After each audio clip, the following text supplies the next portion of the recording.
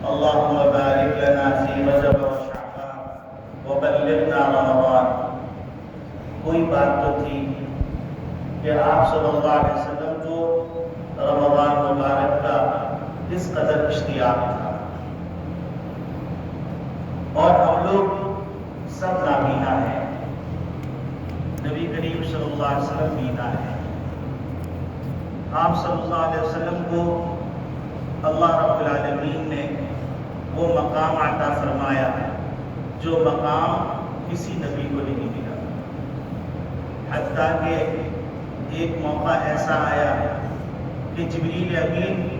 علیہ السلام جو سید الملائکہ ہیں، انہیں بھی آپ کی پرواز سے آگے پرواز کرنے سے معذرت کر لی۔ اتنی عنایات، اتنا کرم، اتنا فضل جس نبی کو حاصل ہوا ہو، اور وہ نبی رمضان مبارک کا اشتیاق رکھتا ہو،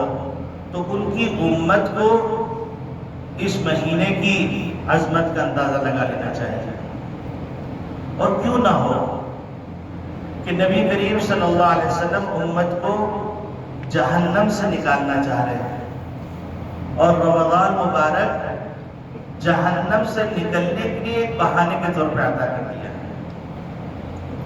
چھوٹی چھوٹی باتوں پر اس قدر نوازا جا رہا ہے، اس قدر نوازا جا رہا ہے کہ اللہ رب العالمین فرما رہے ہیں تم کو یہ ملے گا، یہ ملے گا، یہ ملے گا، یہ ملے گا، تم تلاوت کر لو تمہیں ثواب ملے گا فرض کا، تم نفل پڑھ لو تمہیں فرض کا ثواب ملے گا، تم فرض ادا کرو ہم تم کو 70 فرائض کا ثواب دے دیں۔ حتیٰ کہ تم ایک روزے دار کو ایک گھونٹ پانی پلا دو، ایک گھونٹ لسی کا پلا دو، ایک کھجور کھلا دو، اس پہ بھی ہم تم کو عطا کریں۔ پھر اللہ رب العالمین کی رحمت کا اندازہ لگائیے کہ یہ سارے انعامات ذکر کرنے کے بعد ایک موقع آتا ہے، اللہ رب العالمین ارشاد فرماتے ہیں الصوم لی وانا اجزی بہ، روزہ میرے لیے رکھا ہے، لہٰذا اس روزے کے بدلے میں اپنے آپ کو اپنے بندوں کے حوالے کروں۔ اور اللہ کسی کو حاصل ہو جائے، اللہ کی رضا اور خوشنودگی کسی کو حاصل ہو جائے، اس سے زیادہ خوشبخت، اس سے زیادہ خوش قسمت کون ہو سکتا ہے؟ ہارون رشید ایک دفعہ وجد میں آ گئے، جذبات کے عالم میں، کہنے لگے کہ آج جو جس چیز پر ہاتھ رکھے گا وہ چیز اس کی ہو جائے گی۔ تو کوئی سونے پہ لپٹا، کوئی جواہرات پہ لپکا، کوئی چاندی پہ لپکا، مختلف جو دولت رکھی تھی خزانے سے نکال کر سب اس کی طرف بھاگنے لگے۔ ایک کنیز کھڑی ہوئی تھی، مورچھل جھل رہی تھی، تو کنیز نے کسی چیز پہ ہاتھ نہیں رکھا، تو ہارون رشید نے کہا اللہ کی بندی آج تم کسی چیز پہ ہاتھ نہیں رکھ رہی ہو؟ تو کہنے لگی کہ میں آپ کے منہ سے سننا چاہتی ہوں۔ تو انہوں نے کہا ہاں آج جو جس پہ ہاتھ رکھے گا وہ اس کا ہو جائے گا۔ تو انہوں نے چپکے سے ہارون رشید کے شانے پہ ہاتھ رکھا، تو انہوں نے کہا یہ کیا ہے؟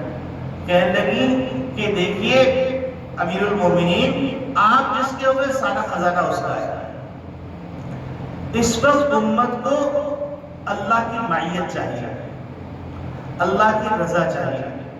اللہ کی خوشنودگی چاہیے۔ اور ایک بزرگ نے عجیب بات فرمائی کہ تم یہ چاہتے ہو کہ تمہارا اللہ کے ہاں کیا مقام ہے، تو تم دیکھو کہ تم کس کام میں مصروف ہو۔ اگر تم اچھائی میں مصروف ہو تو اس کا مطلب یہ ہے کہ اللہ رب العالمین کی نگاہ کے اندر تمہارا مقام خوش بختوں میں لکھا ہوا ہے، سعادت مندوں میں لکھا ہوا ہے، تمہارا مقام متقین میں لکھا ہوا ہے، تمہارا مقام صائمین میں لکھا ہوا ہے۔ لیکن اگر تم معصیت کے اندر مبتلا ہو تو تم اندازہ کر لو کہ تم کس مقام میں ہو۔ اب اگر ہم غور کریں تو اتنا بڑا آزمائش کا پیریڈ پوری امت مسلمہ پہ گزرا ہے اور گزر رہا ہے کہ امت مسلمہ باجماعت نماز نہیں پڑھ سک رہی تھی، جمعوں کی ادائیگی جمعے کی شان اور شوکت کے مطابق نہیں ہو رہی تھی، اور تراویح کا اہتمام جیسا کرنا چاہیے ویسا نہیں ہو رہا تھا۔ اللہ کا احسان ہے،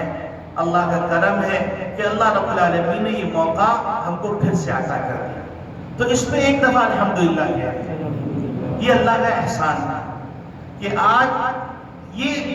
مجمع ہم کو بتلا رہا ہے کہ یہ مجمع اتنا پیاسا تھا کہ دروازے کھلے تو مجمع تمام رستوں کو توڑتا ہوا وقت سے پہلے آ کے بیٹھ گیا۔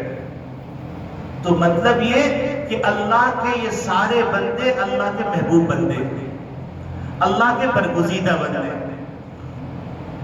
نبی کریم صلی اللہ علیہ وسلم اپنے محبوبوں کو یاد کیا کر رہے تھے، تو ایک دفعہ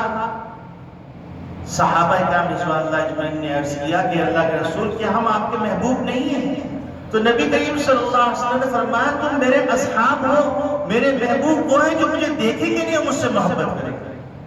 تو اللہ کے رسول ہم کو محبوب کر رہے ہیں اور ہمارا عمل بتلا رہا ہے کہ ہم اللہ کے برگزیدہ بندوں میں شمار کنندہ ہیں۔ یہ بات اس لیے کی جا رہی ہے کہ شیطان انسان کو کچوکے مارتا ہے اور کچوکے مار کے کہتا ہے کہ تمہارا روزہ کیسا، تمہاری نماز کیسی، تمہاری تراویح کیسی، تمہاری تلاوت کیسی، تمہارا قرآن پڑھنا کیسا، تمہارا صدقہ کرنا کیسا، تمہاری خیرات دینا کیسا، تمہاری زکوٰۃ دینا کیسا، تمہارا صلہ رحمی کرنا کیسا۔ ہر ایک کے اندر تمہاری نفس کا کانٹا لگا ہوا۔ لیکن آج شیطان کو کہہ دیجئے ان تمام باتوں کے باوجود ہم اللہ کی رحمت سے نا امید نہیں۔ وہ اللہ کی رحمت آپ سوچئے قرآن کی تعبیر ہے، اس سے عظیم الشان تعبیر ہو نہیں سکتی کہ آج دنیا کے اندر کوئی بچہ گندا میلا ہوتا ہے، ماں کو پکارتا ہے تو ماں اس کو گود میں اس وقت تک نہیں لیتی جب تک کہ اس کو دھو نہیں دیتی، اور اگر نافرمان ہو جائے تو باپ بھی اس کو آپ کر دیتا ہے، ماں بھی اس کو آپ کر دیتی ہے۔ لیکن میرا پروردگار دیکھیے کہہ رہا ہے یا عبادی الذین اسرفوا علی انفسہم لا تقنطوا من رحمت اللہ، اے میرے بندوں، یعنی اللہ یہاں پر یہ کہہ سکتا تھا اللہ کے بندوں، اللہ کہہ سکتا تھا اے لوگوں، اللہ کہہ سکتا تھا اے ایمان والوں، لیکن اللہ رب العالمین اپنے بندوں کو امید دلانے کے لیے کہہ رہا ہے یا عبادی الذین اسرفوا، اے میرے بندوں جو سراپا گناہوں کے اندر غرق ہو چکے ہو، الذین اسرفوا علی انفسہم، سراپا زیادتی، ظلم اور نافرمانیوں کے اندر ڈوب چکے ہو، لا تقنطوا من رحمت اللہ، اللہ کی رحمت سے نا امید مت ہو۔ تو آج کا دن عوام کے اندر رمضان مبارک کی وجہ سے تو اس کی اہمیت ہے ہی، اور جمعے کی اپنی اہمیت کو اپنی جگہ پر ہے، لیکن بعض لوگوں کے درمیان ایک چیز معروف ہو گئی ہے کہ جمعۃ الوداع میں اگر فلاں طریقے سے عبادت کر لی گئی تو قضائے عمری ہو جائے گی، فلاں طریقے سے عبادت کر لی گئی تو فلاں نعمتیں حاصل ہو جائیں گی۔ جمعۃ الوداع کے کوئی خاص احکامات ہیں، یاد رکھیے کہ جمعۃ الوداع جمعہ ہونے کے اعتبار سے تو اہمیت کا حامل ہے، لیکن جمعہ کوئی ایک مستقل تہوار نہیں ہے کہ جس کو تہوار کے طور پر کوئی احکامات ملے ہو، کچھ ہدایات ملی ہو، کوئی خاص طریقے ملے ہو۔ یہ ایک غلط فہمی دور کرنا ضروری ہے۔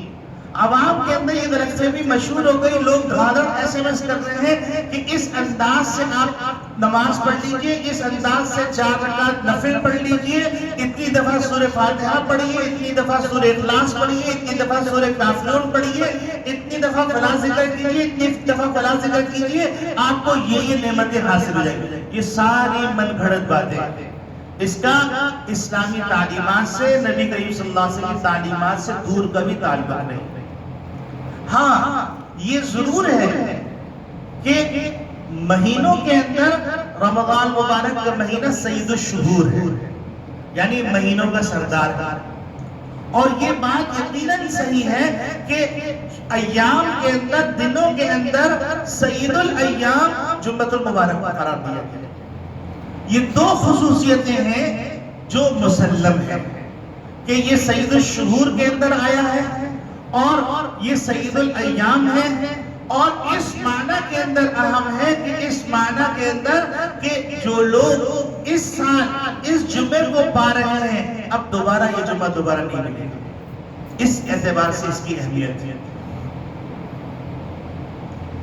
اس اعتبار سے اس کی اہمیت ہے کہ نبی کریم صلی اللہ علیہ وسلم فرماتے ہیں کہ یہ دن ایام میں سب سے بہترین دن ہے، خلق فیہ آدم، اسی دن میں حضرت آدم علیہ السلام کو پیدا کیا، وَأُدْخِلَ فِيهِ الْجَنَّةِ، اسی دن میں ان کو جنت میں بھیجا گیا، وَأُخْرِجَ مِنْهَا، اور اسی دن میں خلافت سے سرفراز کر کے دنیا میں بھیجا گیا، وَلَا تَقُومُ السَّاعَةُ إِلَّا يَوْمَ الْجُمْعَةِ، اور قیامت بھی اسی دن قائم ہے۔